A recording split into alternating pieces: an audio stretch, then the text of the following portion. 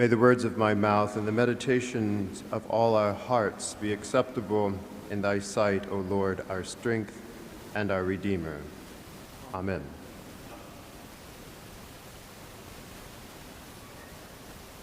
Who are these robed in white, and where have they come from? It is not entirely inconceivable that someone walking into this church just now off the street and knowing not much about what we're doing might ask this same question, heard just a few moments ago in the first reading from the book of Revelation. Who are these robed in white, and where have they come from?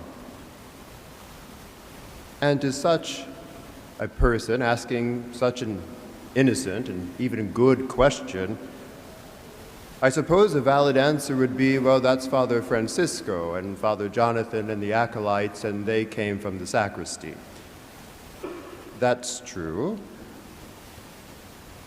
The language of the Church's liturgy is an interesting thing. It's also funny that Francisco and I had a conversation in the sacristy about what color we would wear.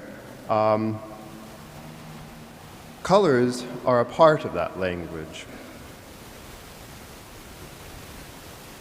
We, right now, in this cycle of the liturgical year, are in the season after Pentecost, also called ordinary time. And if you come here often enough, you might know that the color of this season of the liturgical year is green. But today, we wear white. Today, we are interrupting our regularly scheduled broadcasting to bring you All Saints' Day, transferred from the 1st of November, which this year fell on a Wednesday. All Saints. But to ask the question again, who are these clothed in white? They are that great multitude that no one could count, from every nation, from all tribes and peoples and languages, in the heavenly vision of our first reading. They are the ones we are celebrating today on this All Saints Sunday here in Rome. Saints and Rome, if you haven't noticed, historically pair well together. Even if we only have one of the four heads of John the Baptist. That's a joke. This eternal city of ours is a place where one cannot avoid the remembrance of the saints. Whether Paul, Peter, Lawrence, Cecilia, Catherine of Siena, Sebastian, Agnes, or any of the others, and there are many, whose remains are here with churches and statues built in their honor, with fame that encircles the world. But today is for all saints, every saint, every soul who has died and gone into the eternal love of God, all of them. And therefore, not just those celebrated by name in the Church's cycle of feasts throughout the year, but also the silent ones, especially the silent ones, who, unknown to the world, are remembered only by us, only by me, only by you. Our beloved, holy dead, who live with God. Thinking about saints in Rome this morning, I realized something I'd never thought about. Saints like Helga Ozum, you probably don't know who she is, have a lot more to do with me and my life, how I'm a Christian, than someone like, for example, Saint Sebastian, who you probably have heard of and have probably seen paintings and statues of him.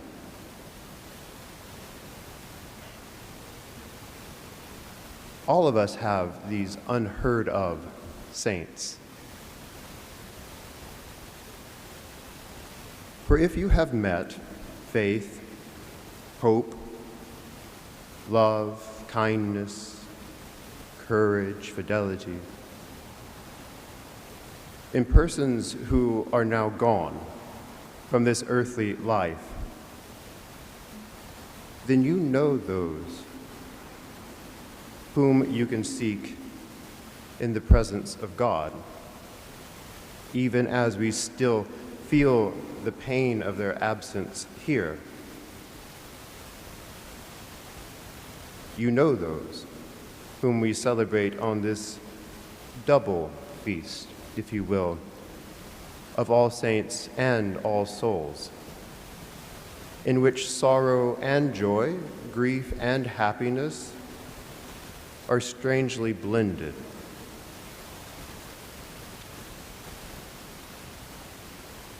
It is perhaps for that reason, this strange mix of contrasting experiences, that the Church appoints the Beatitudes. Blessed are the poor in spirit, blessed are those who mourn, blessed are those who are persecuted, so on and so forth, for the gospel reading on this day.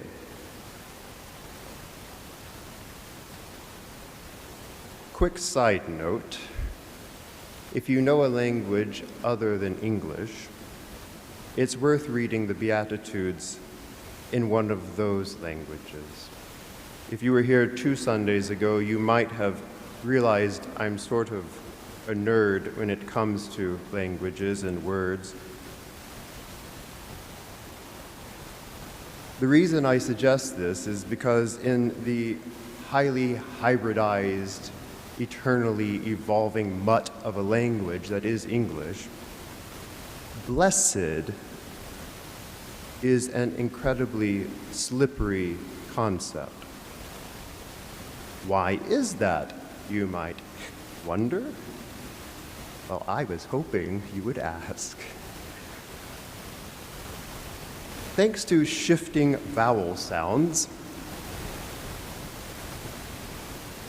un spostamento delle suoni vocali, that happened in Old English about 1,000 years ago, the word bless, while keeping its original meaning, having something to do with making holy, came to assume the additional meaning of the etymologically unrelated bliss. Bless, bliss. Bliss is about being happy, joyful, or fortunate. Bliss, the meaning of which is maybe a little closer to the Italian beati, the beati quelli che of the Beatitudes, and the German selig sind die. It's certainly closer to the original Greek. But these days, in our contemporary English, it's kind of confusing because blessed, or blessed, can mean both beato and benedetto in Italian, or in German, both selig and gesegnet. That's worth pointing out, besides to entertain myself, because I think it helps make clear just how absurd the Beatitudes really are, just how self-contradicting they ought to sound. Happy or fortunate or even blissful are the poor? Happy or fortunate or blissful are those who mourn? happy or fortunate or blissful are those who are persecuted? Jesus seems to have a funny idea about bliss. Who are these, robed in white, and where have they come from? It's safe to presume that the Church understands these famous Beatitudes to be descriptions of the saints who are in perfect joy, perfect bliss, and the Beatitudes describe them. The other day, instead of working on my doctoral dissertation, like I should be doing, I came across an interesting article by W.H. Auden, the British-American modernist poet, entitled Christianity and Art. In it, he offers an observation quite apropos for the seeming self-contradiction of the Beatitudes in the context of All Saints. Auden writes, "To the imagination, formed by the ideals of classic antiquity, the sacred is self-evident. Similarly, to the imagination, the godlike or heroic is self-evident. He who is godlike or heroic does extraordinary deeds that the ordinary person cannot do, or extraordinary things happen to him.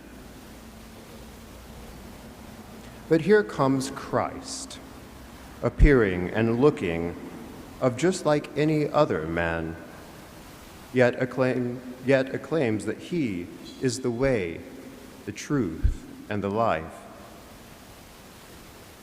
The contradiction between the profane appearance and the sacred assertion is impassable to the imagination.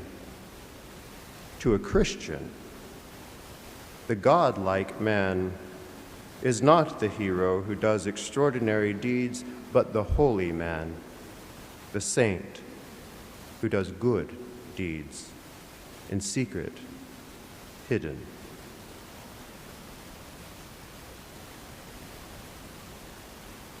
I think Auden is onto something.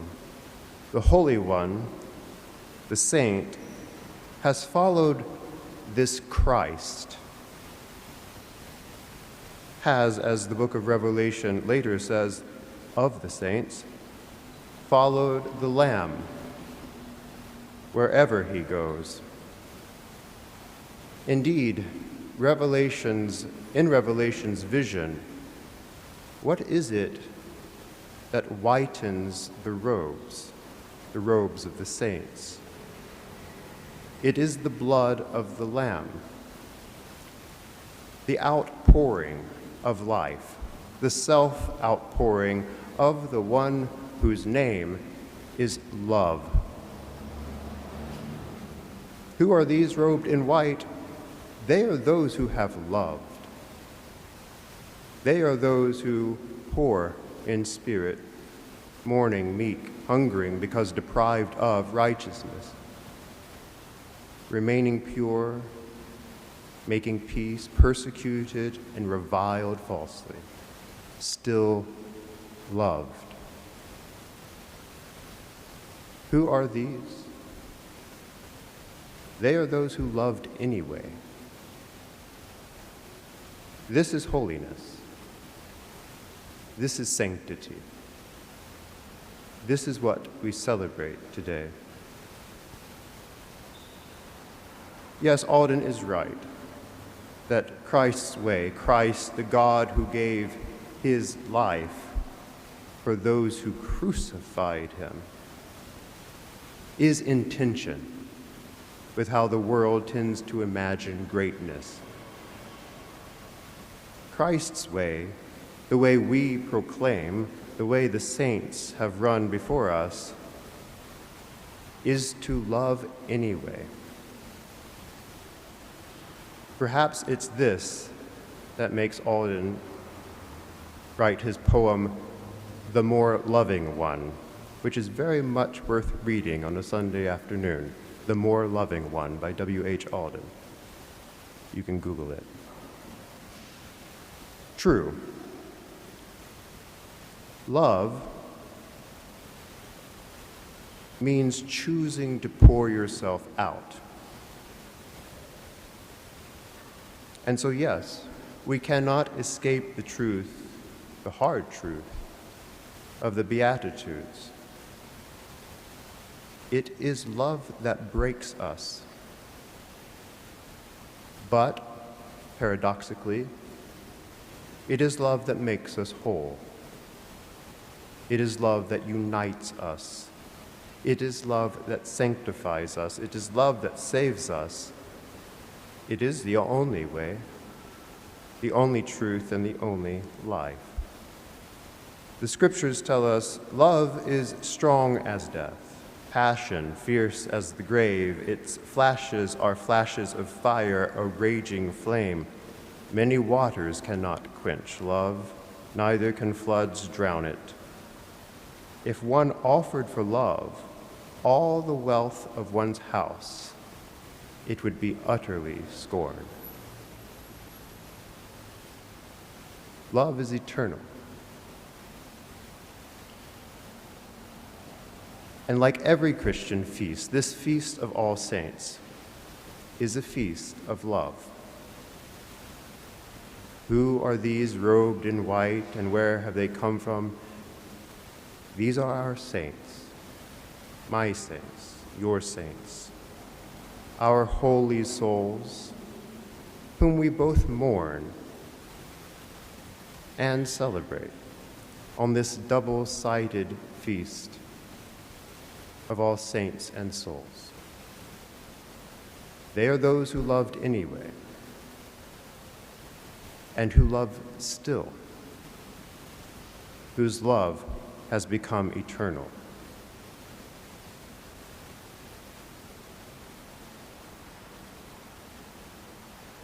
These are they who have washed themselves in the outpouring of their lives, in this self-outpouring that is love. These are our saints, and they come from right here.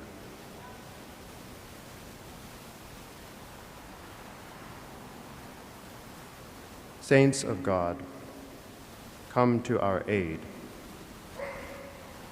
Our beloved and holy dead, love us and teach us still. You, who live forever, accompany us who are dying along this pilgrimage to eternity. Amen.